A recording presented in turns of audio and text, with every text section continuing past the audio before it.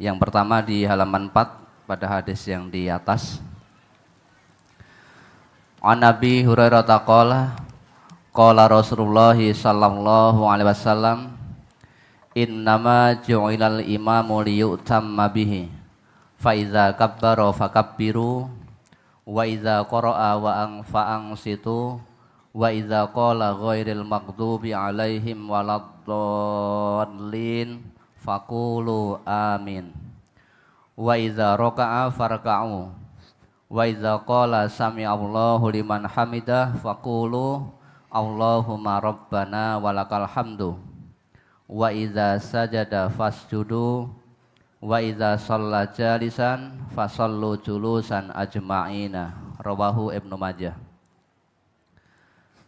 Dari Abu Hurairah ia berkata, Rasulullah sallallahu alaihi wasallam bersabda, sesungguhnya dijadikannya imam itu untuk diturut.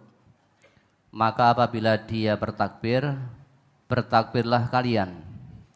Apabila imam membaca Al-Quran, maka diam dan perhatikanlah. Apabila imam telah membaca ghairil maghdubi alaihim waladdallin, maka ucapkanlah amin. Apabila imam rukuk, maka rukuklah kalian. Apabila imam membaca sami Allahu liman hamidah, maka ucapkanlah Allahumma rabbana walakal hamdu. Apabila imam sujud, maka sujudlah kalian. Dan apabila imam sholat dengan duduk, maka sholatlah kalian semua dengan duduk. Hadis riwayat Ibnu Majah, juz 1 halaman 276, nomor 846. Pertanyaan, menurut hadis di atas, apakah kita harus mengikuti imam walaupun menurut pemahaman kita tidak sesuai? Contohnya, di daerah saya setiap sholat subuh selalu berkunut dan mengangkat tangan. Apakah dibenarkan kita untuk mengangkat tangan tetapi tidak mengamini? Mohon penjelasannya, Ustaz. Jadi apa yang kamu tanyakan tidak ada hubungannya dengan hadis ini. Ya kan? Namun kalau ada imamnya tadi kunut, kamu makmum tidak pakai kunut, tak masalah. Boleh, sah lah. Nah, kalau imamnya angkat tangan kunut, kamu nggak ikut kunut, ya tidak usah angkat tangan. Angkat tangan apa? Kamu tidak mengikuti. Biar imamnya kunut, biar kunut, makmumnya tidak usah ikut. Ya, bacaan imam kalau baik itu membawa makmumnya, kalau keliru tidak baik itu ditanggung sendiri. Jadi makmumnya kalau mendapatkan imam semacam itu boleh-boleh saja. Yang cocok diikuti, yang tidak cocok tidak diikuti.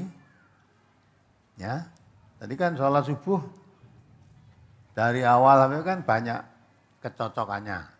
Hanya kunutnya saja yang tidak cocok. Yang kunut ya biar kunut, yang tidak kunut tidak usah kunut. Apalagi? Al-Fatihah yang dibaca di luar sholat, apakah juga harus membaca amin? Kemudian apakah doa juga harus diaminkan? Mohon penjelasan. Jadi kalau membaca Al-Fatihah, yang diterangkan di situ, kalau imam membaca waladhdallin ghairil maghdubi alaihim waladhdallin, terus makmumnya suruh membaca amin. Kalau di luar sholat nggak ada perintah begitu. Ya. Jadi Al-Fatihah itu sampai waladhdallin kan gitu kan. Nah, doa diamini boleh aja wong doa. Kalau kamu tahu artinya doa itu diamini boleh. Kalau tidak tahu cuma amin-amin tok ya tidak dikabulkan. Ya. Nabi kita mengatakan la yaqbalullahu du'a min qalbin ghafilin lahin. Allah tidak mengabulkan doa, orang yang berdoa artinya kosong. Ya. Mung amin, amin, amin tok wis ora. Ora ngerti karepe, ndak tahu maksudnya, ya tidak dikabulkan. Tapi kalau kamu tahu, ada orang berdoa, memang kamu tahu hasilnya, diamini boleh saja. Kan amin, mudah-mudahan Allah mengabulkan doanya kan itu kan.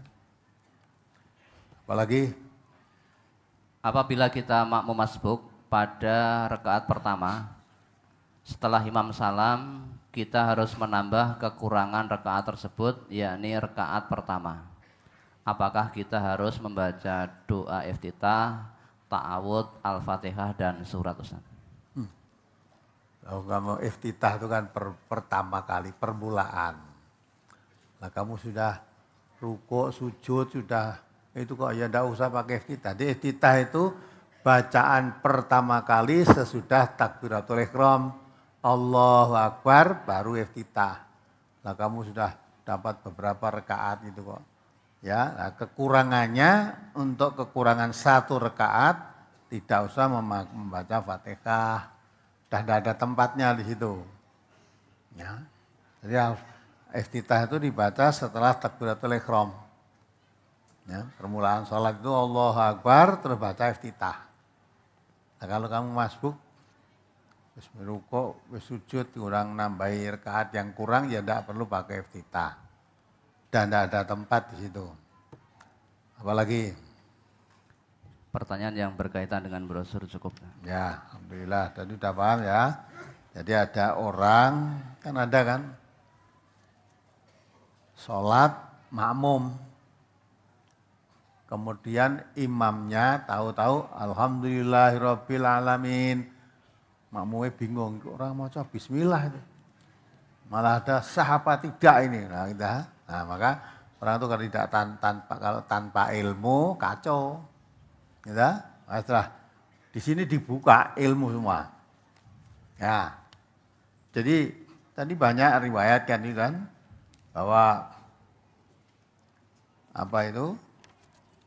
Seorang sahabat Anas bin Malik ketika sholat di belakang Nabi, di belakangnya Abu Bakar, di belakangnya Utsman, tidak pernah mendengar bacaan ta'awud maupun bismillah. Langsung mendengarnya alhamdulillahirabbil alamin. Tuh. Anas ini makmum di belakangnya Nabi, di belakangnya Abu Bakar, di belakangnya Umar, tidak pernah membaca, tidak pernah mendengar bacaan bismillah itu. Langsung memulai Fatihah dari alhamdulillahirabbil alamin. Hadisnya diriwayatkan Muslim. Ya, jadi kalau ada imam langsung alhamdulillahirabbil alamin, apa tidak membaca? Oh, mesti membaca. Karena ada perintah dalam Al-Qur'an itu ya, wa idza quri'al Qur'an fasta'id billah minasyaitonir rajim. Kalau kamu mau membaca Quran, diperintahkan untuk membaca ta'awud. Sedang sholat itu Quran dibaca ketika membaca apa? Al-Fatihah. Ya, iftitah bukan Al-Quran, maka tidak baca ta'awud lah. Membaca ta'awudnya ketika akan membaca Al-Fatihah. Nah, maka kalau orang mengerti, ya, akan membaca Al-Quran mesti membaca ta'awud. Nah, bacaannya ta'awud itu Anas bin Malik tadi tidak pernah mendengar beliau sholat di belakangnya Nabi menjadi makmumnya, di belakangnya Abu Bakar, di belakangnya Umar, tidak pernah mendengar baca itu, langsung membaca alhamdulillahirabbil alamin, berarti ta'awud dan bismillahnya dibaca sir, bukan tidak membaca ya, mesti membaca itu. Ya, mudah-mudahan bisa dipahami. Semua itu maka itu ya, sudah katakan itu wala taquma laisa laka bihi ilmun. Beramal dan berilmu itu lebih dulu ilmunya. Lagi masalah ibadah ya. Karena ibadah itu hanya mengikut, tidak boleh membuat sendiri. Maka kalau ibadah tahu dulu ilmunya baru mengerjakan. Ya, jangan mengerjakan ibadah yang kamu belum tahu ilmunya. Ya. Nanti akan dimintai pertanggungan jawab inna sam'a wal basara wal fuada kullu ulaika kana anhu mas'ula. Akan ditanya. Ya. Kamu akan ditanya, kamu melihat prakteknya siapa? Berada seperti itu. Kamu memahami ajarannya siapa? Kamu mendengar keterangannya siapa? Nah, itu akan ditanya. Maka kalau sudah berdasarkan ilmu, ya kita mengikuti Nabi. Nah, ibadah itu hakikatnya hanya mengikut, tidak boleh membuat sendiri. Mengikut siapa? Mengikut Nabi. Ya, mengikut Nabi, apalagi sholat itu jelas. Nabi dengan tegas mengatakan shollu kama ra'aitumuni usolli. Kalau sholat itu kita suruh lihat bagaimana Nabi sholat. Nah, kita praktekkan seperti yang dilakukan oleh Nabi. Jadi sholat tidak boleh sak-sae itu tidak boleh. Ya. Orang yang hanya ikut-ikutan kadang-kadang bingung. Pada munggah haji, ya, pada haji sana toh. Mulang terus sholatnya yang nganggo sedekap. Allahu Akbar, ras dakep. Nah, ketika ditanya, kamu telah haji kok pulangnya sholatnya enggak pakai sedekap? Lah wong di Mekah sana banyak orang sholat tidak sedekap. Lah, padahal sholat tidak suruh ikuti orang di Mekah, tidak suruh ikuti orang di Madinah, tapi disuruh shollu kama ra'aitumuni, suruh ikuti Nabi. Nah, untuk kamu masih melihat orang Mekah sholat hanya tidak sedekap. Nah, kalau melihat orang Mekah tidak sholat, kamu pulang nanti nggak sholat. Ya.